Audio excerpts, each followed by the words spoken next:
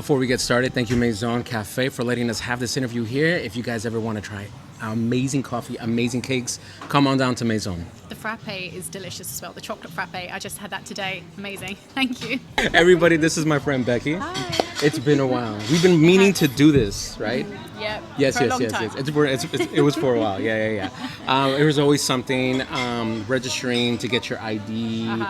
I was also registering with my family to get my ID. And for those who don't know, it's a long process. It's a very, very long process Yes. with lots of paperwork. It took us like 3 months, Yeah. personally, for our family. Yeah. I mean, I've just changed my address and it's just taken me about 2 weeks. Oh my Just goodness, changed that's my crazy. address. That's Yeah, and about crazy. 8 bits of paper.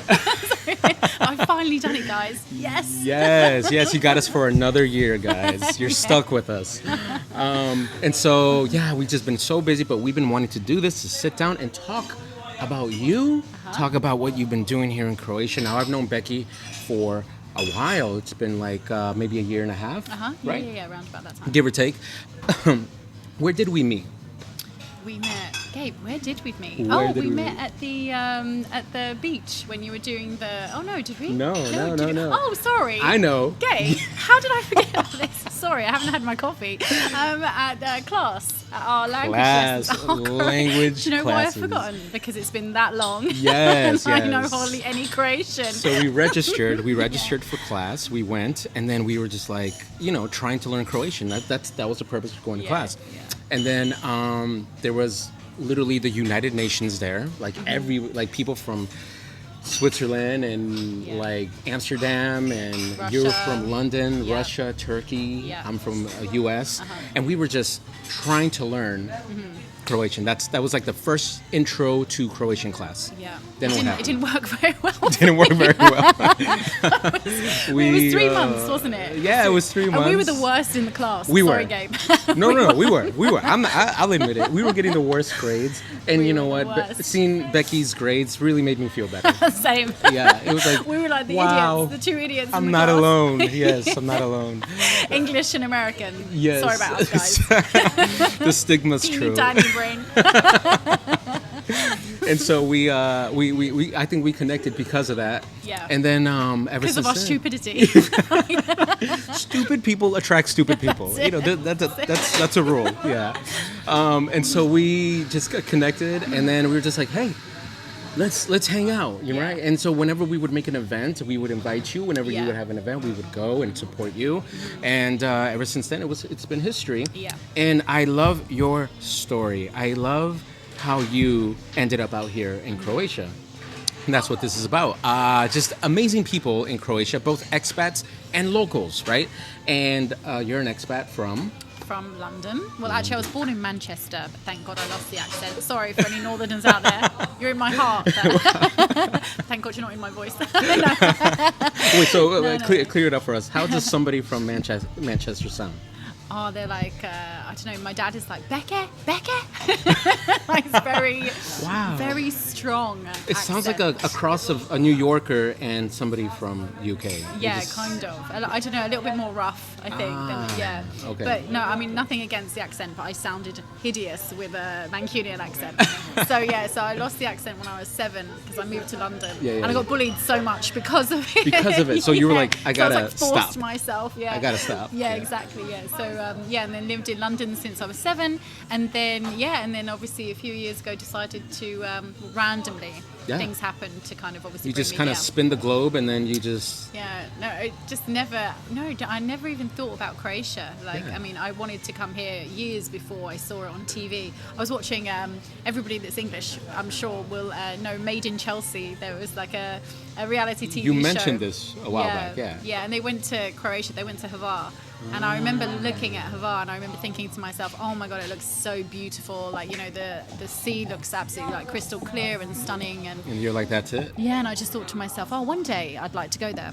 But To I forgot visit, about though. it. You were like, just to on visit. holiday. Not to live. No, not to live. And then during COVID, well, I used to be a flight attendant, and then I had my own events company, and obviously it was the 2 worst things that you could possibly do during COVID, events and flying. Oh my goodness, that's right. Yeah, that's right. travel was obviously non-existent, so all the flights stopped, and then obviously my events company I closed because I couldn't do it, And then I was just in my apartment one day, really bored, and just started looking. It's usually where it starts. Yeah, when and you're I was bored. like, I cannot stay. Like, I can't be like doing nothing for months on end. And I just thought to myself about different jobs and what I could do. And then, and then just started researching into going on a yacht, like working on a yacht. Yeah, I mean, I'd done the planes. Yeah. So I just thought I'd do the sea instead of the air. So you did the yachts. Yes, so I got my qualifications and I worked on the yacht. And so I was in Italy, and then I did that for a few months. And then because of the complications, the owners of the yacht couldn't fly out to Italy. I think they were American, actually. Yeah, and no one Americans, you weren't allowed in the EU at the time during COVID. So I ended up leaving the yacht. And then I met two random people, and I wish I remembered their names. It's always funny in life. You have these little moments where a conversation or just kind of like a meeting with someone kind of pushes you in a different path. Yeah, can completely change your life. Yeah. And I will be forever eternally grateful to these two guys that I met on a beach with my friends, and they said how beautiful Croatia was, and because I was moaning about going back to the UK for lockdown, and and then that was it. And so you were like, anywhere else but UK? I don't want to go back to UK. I was, because it was lockdown, so I was like, oh no, I don't want to go back to lockdown. And Croatia was open at the time; it wasn't locked down. I think they'd had one, but then everything had opened up again. And then there was the ferry from Bari straight to Dubrovnik. So my whole idea. Wait, so from there you went straight to a ferry? You didn't go home. You went straight. No, I never went home. No, I never went home. Yeah. Wow. So I was away from home anyway. I was on the yacht for about 4 or 5 months, and then and I had my tiny little suitcase, so I had nothing with me hardly, just to work on the yacht. And then I got the ferry from Bari, the overnight ferry from Bari to Dubrovnik. And thinking I was just going to be here for a week, just a week's little holiday before lockdown, cheeky little getaway. And I loved it so much. Like, I remember just walking down Stratton in the old town and just thinking to myself, this is it. This is it, yeah. Wow. And I'd honestly traveled to so many countries because I was a flight attendant for like 12 years. Yeah. And with Croatia, it was just something different. And something special. Very special, yeah. That's awesome. Yeah. That's awesome. It's interesting because we found out that our personalities are the same, ENFPs. And ENFPs are very spontaneous. They will do these type of things. I literally did that when I was 24. I was like, I like this place, I'm going to stay. And I ended up staying for like an extra 6 months at like somewhere in South America. I was like, I visited there for like 2 weeks and I'm like, I'm staying. And that's it. So when I hear other people do this, I'm like, it's nice to know you're not crazy. Yeah, and I think it's just so nice to be able to follow your intuition. I mean, I was very fortunate at the time. I'd obviously worked on a yacht where, I didn't have to spend too much and everything, so I had a little bit of money saved. So I didn't have the pressure of thinking to myself, oh, I've got to go back for a job or, and everything. And obviously it was during COVID, no one was working really, well, if you worked in my industry. So it was all it all aligned. And then when I got here and just walking down Stratton, I saw so many places that were obviously offering different tours and different things to do, and I don't know, and I just sat there and I thought, I could do that. With my travel experience, my hospitality experience, and my events, all mixed together. I was like, I'm gonna do that. And so that was the initial thought. Because you can love a country, you can have the best holiday, but can you really live there? Can you provide for yourself? Can you build a life and all this kind of stuff? Are there opportunities for a job and things like that? And I just was very lucky that it was before Brexit, so we were still in the EU. Those were the days, guys. The UK was in the EU. I hear this a lot. Yes. What did we do? So I was very lucky that we were in the EU, so I was able to get my residency.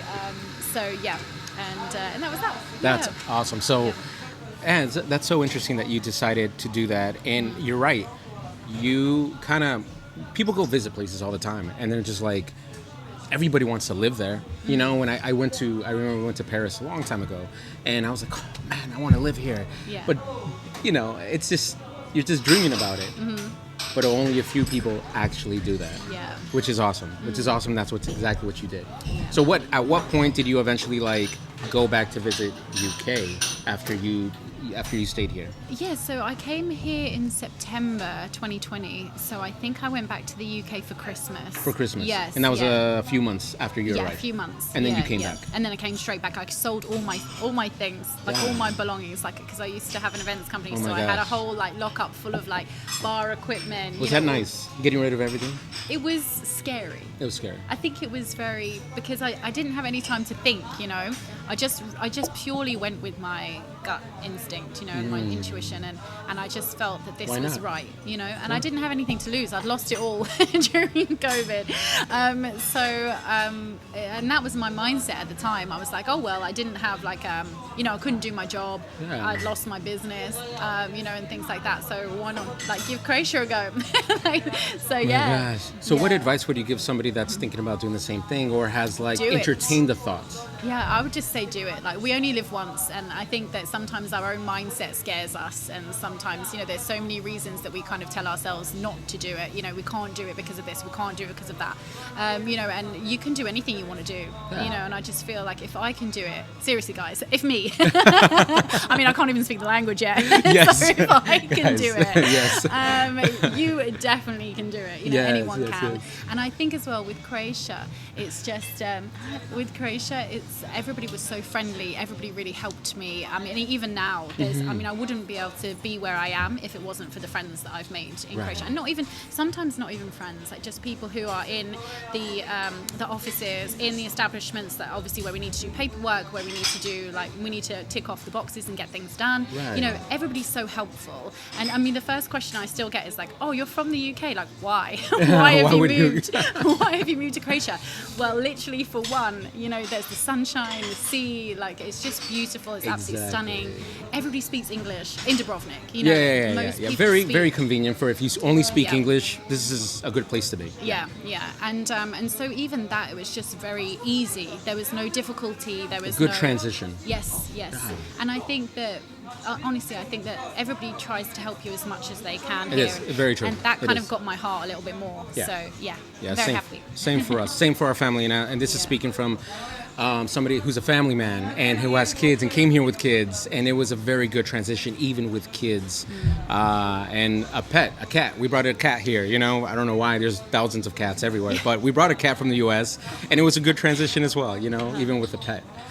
So I want to ask you. One of the last questions is, what are you doing now? What's going on in your life? How are you?